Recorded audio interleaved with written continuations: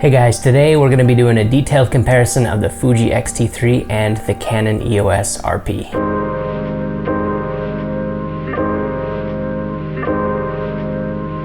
Now, some may feel that comparing these two bodies is a bit of apples to oranges, and you wouldn't be totally wrong in thinking that. On the other hand, since they are similar in price point and not completely dissimilar in markets, I felt like a comparison was warranted. But even more than that, we are personally interested in the little RP for some of the things that it can do. As with all our reviews and comparisons, if it's not gear that we would see ourselves potentially using, then it's not gear that we're going to compare. But in this case, it is something we've been using. We've been shooting with both these cameras since their respective releases, and we do want to thank our friends at photosavings.com for getting us a discount on the Canon RP. We very much appreciate photosaving.com's continual support of our channel. You'll find a link to them in the description for your own discount on any gear you see here today. Now, as I mentioned, at a very similar price point, I think it's natural for consumers to look at these two camera bodies as solid options when it comes to relatively affordable entry points into prosumer photography. And since both bodies are 26 megapixels, similar in size and similar in price, you might assume these are near equivalent options in different brands, but you would be very wrong. After price and megapixels, these cameras are actually very different, and I think we can definitely provide some guidance for which camera might work best for different situations. So starting with image quality, we definitely want to emphasize that both of these cameras put out a really spectacular image. 26 megapixels is more than your parents ever had, and plenty for most any application you will find yourself in as a prosumer photographer. But while these are both 26 megapixel CMOS sensors, there are two significant differences, and the first is size of sensor. The Canon EOS RP is Canon's smallest and most affordable full-frame mirrorless camera, and to many people, full-frame is synonymous with high-end professional quality imagery. The RP sensor is larger than the X-T3's, but as semi-professional photographers who have shot with both Canon and Fuji for years, we can assure you that this assumption that full frame is always better is patently false.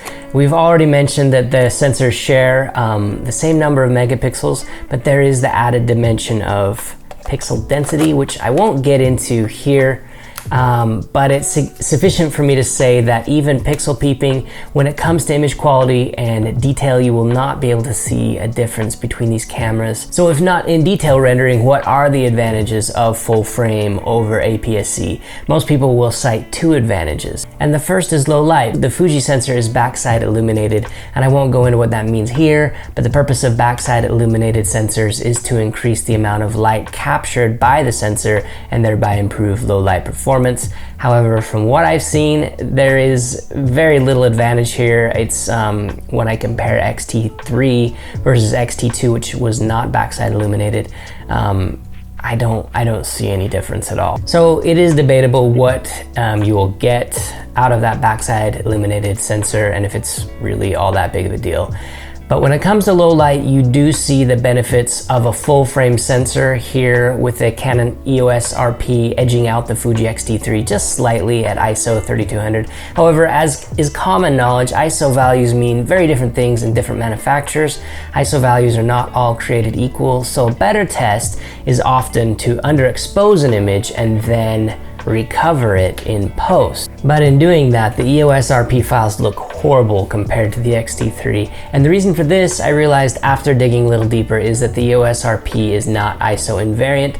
I won't go into what that means here as far as technically, but in practical terms, what it means for you is that if you underexpose the shadows with both of these cameras when shooting in RAW with the Fuji X-T3, you're going to get a better ability to recover the shadows, whereas with the EOS RP, not so much. As you can see here, the Fuji X-T3 recovers this underexposed shot at ISO 200 at 1/60th of a second fairly gracefully, if fairly noisy. But even though the Canon RP would have done a better job with managing the noise if this shot had been properly exposed, you can see here that when shot at the similar ISO 200, and at 1/60th of a second, this recovered shot has horrible noise and banding. So when it comes to low light, are you gonna get more benefit from a camera that slightly wins in low light performance when properly exposed, or will you benefit more from a camera that will save your butt if you underexpose an image with a lot more competency? You'll have to decide which of those are more valuable to you and your workflow.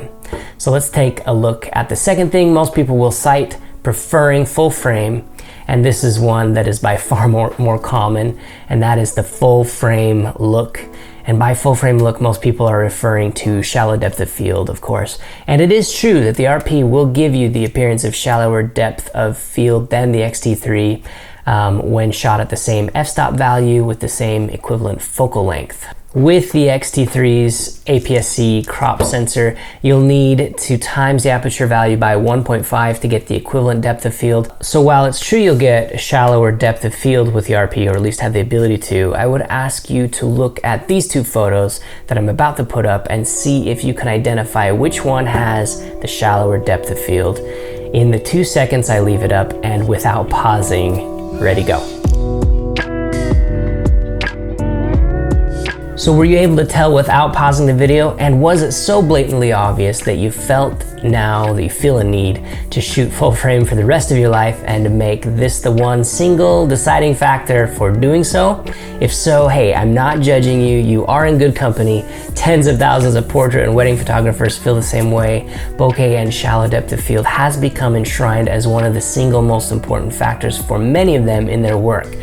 As for us, we've long since realized that our clients don't give a crap about the minute differences between the blurriness of backgrounds, and that Fuji delivers more than enough to satisfy everyone's need for subject isolation.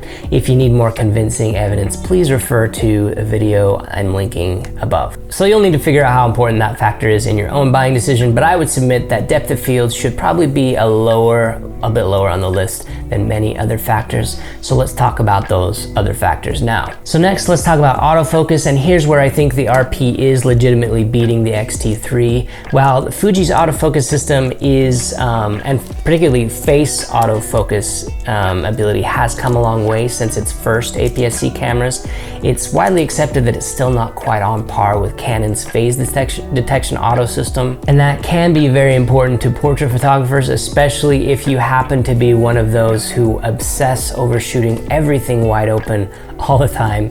In addition to that, one thing Fuji has always lacked is autofocus tracking. With the RP, you can define a point, and it does a pretty good job of keeping that point in focus regardless of how much you recompose, unless you're shooting video, but more on that later. And that can be a strong advantage depending on what sort of photography you do. But the next big difference between these cameras is continuous shooting. The X-T3 really performs at the pro level here, being able to bang out 20 frames per second of continuous shooting, whereas the Canon EOS RP plods along at the rate of only 5 frames per second.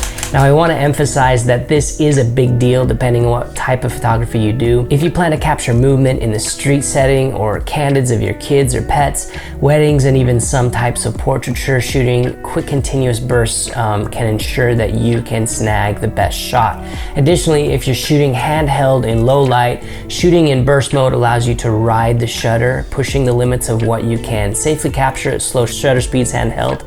And by taking quick bursts of photos, you increase the likelihood that one of them will be nice and sharp. And it probably goes without saying that if you're a mom or dad photographer, you take a lot of photos of your kids, 20 frames per second is probably gonna make you a much bigger difference in getting photos that you're happy with day to day, on the soccer field, traveling. And this really alludes to an overall theme you'll see between these cameras. While the RP is on the cheap end of Canon's professional cameras, the X-T3 is on the high end of Fuji's APS-C cameras. That does create some overlap in cost and megapixels, but the X-T3 really is far ahead when it comes to pro photography features. And another important feature to consider when it comes to pro photography is card slots. You'll only get one UHS 2 memory card slot in the Canon EOS RP, whereas you do have the 2 in the X-T3. When it comes to battery life, of course, neither of these is particularly incredible. Plan on carrying a bunch of batteries when you go shooting all day.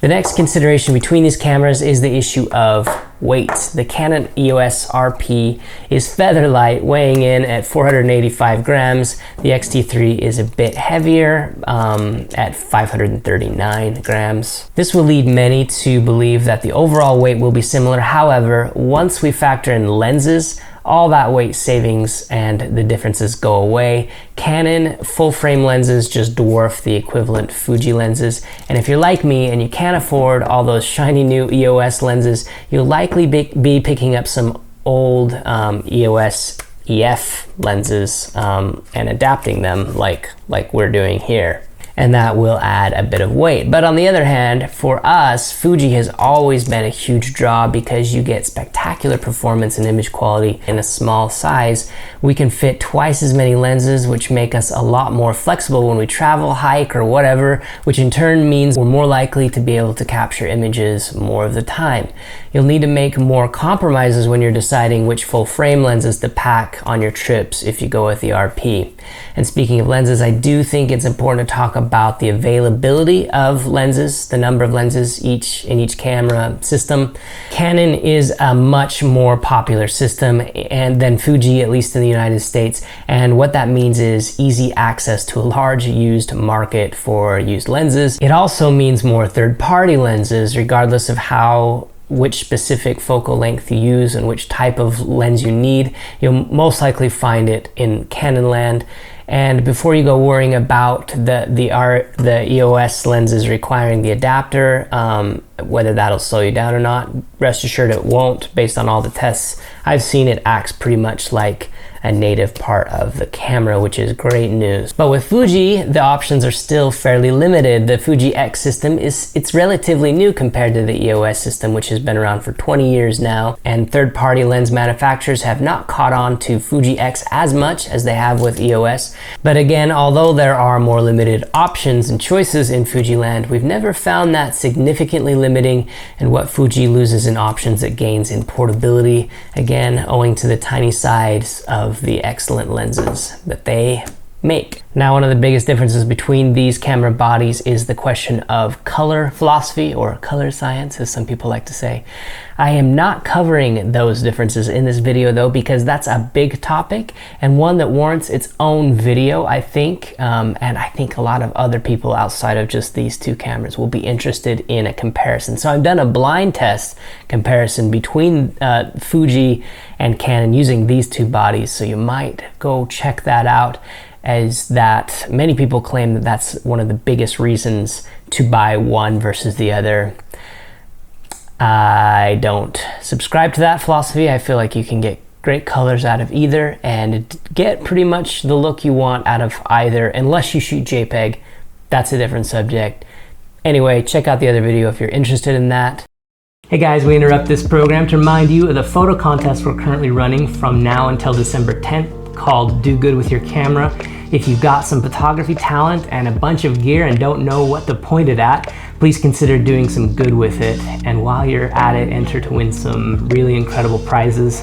Like this Fuji X-T100, which you can win by tweeting, Facebooking, or Instagramming the URL dogoodwithyourcamera.com and hashtag dogoodwithyourcamera. If you want to go ahead and do that, you'll automatically be entered.